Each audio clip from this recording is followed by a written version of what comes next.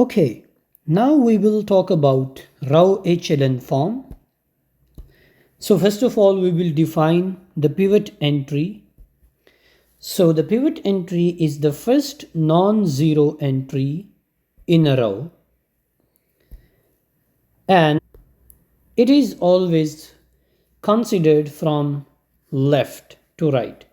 If you count the elements from left to right, the first non-zero entry is called the pivot entry. And this is the entry which is always used to eliminate all the other entries in that column. Okay? How it is used to eliminate the other entries in its columns, I will tell you later, but now we will first talk about the row echelon form. When I will explain the row echelon form, then I'll explain how pivot entry works. So there is a definition.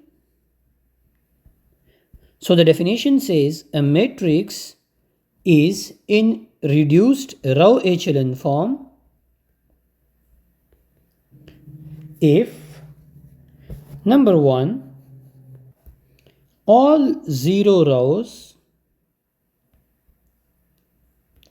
are at bottom. Number 2, the first non-zero entry, which is usually called pivot, first non-zero entry in each row is 1, and the next point is each pivot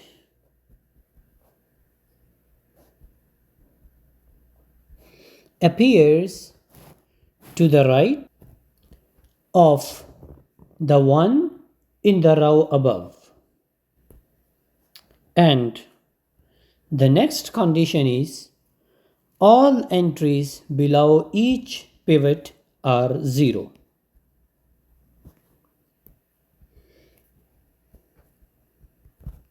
Okay. Here is an example. I'll give you an example of the matrix which is already in row echelon form. Suppose this is the matrix 1 0 0 0 0.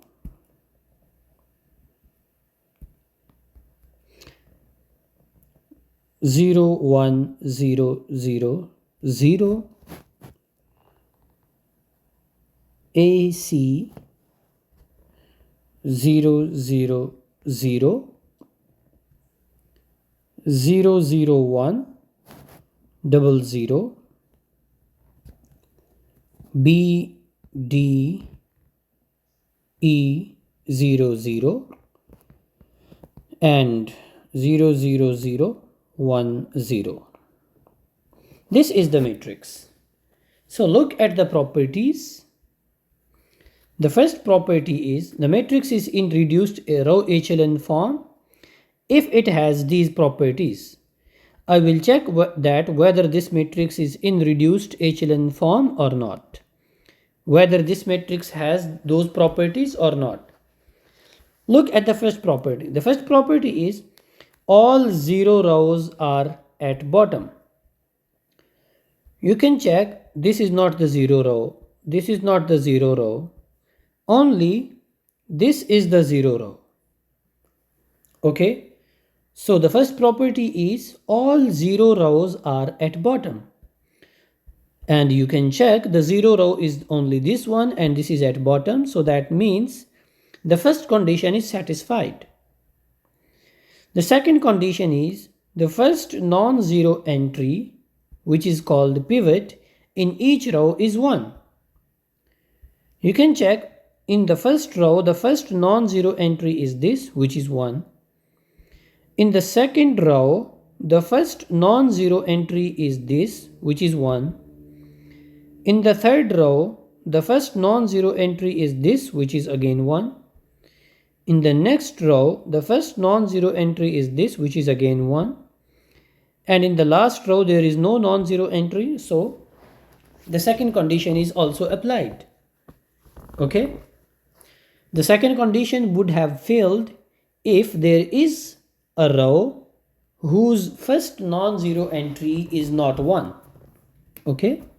But there is no such row whose first non-zero entry is not 1. So the second condition also satisfied. The third condition is each pivot appears to the right of the one in the row above. So you can check the first non-zero entry in the first is this one. The first non-zero entry in the second row is this one. And in the third row is this one. In the fourth row is this one. So these are the pivot entries. So what he has said each pivot appears to the right of the one in the row above. You can check this is the pivot and this is on the right of the pivot which is above. Okay. Similarly, this pivot is on the right of the pivot which is above. Okay. Also, this pivot is right of the pivot which is above. Okay. So in this way you can see. And the last condition is all entries below each pivot are 0. You can check this is the pivot and all entries below it are 0. All entries below this pivot are also 0.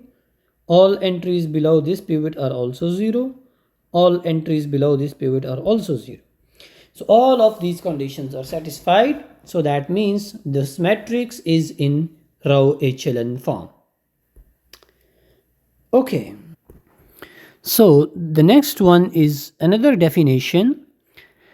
This is the definition of row reduced echelon form. The previous one was just row echelon form. And this is the definition of row reduced echelon form. Okay, the definition is the same. The definition of row echelon form and row reduced echelon form is almost same. The only difference is at the last point. In the last point, the row echelon form, the last point is this. For the row reduced echelon form, the last point is changed. Okay? So I will write a matrix is in row reduced echelon form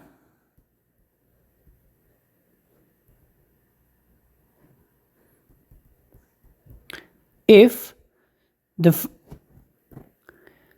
first 3 points are the same. The first one is all zeros are at the bottom. The first non-zero entry in each row is 1. Each pivot appears to the right of the one in the row above. And the last point is different. So the last point is all entries below and above the pivot entry are 0. So previously I have checked all entries below the pivot entries are 0. Below the pivot all entries are 0. But this time we will check whether the things above the pivot are also 0 or not. If they are not 0, that means the matrix is not in reduced echelon form. We want only non-zero things in the pivot form. The entry which is not in the pivot position should not be non-zero for the row reduced echelon form.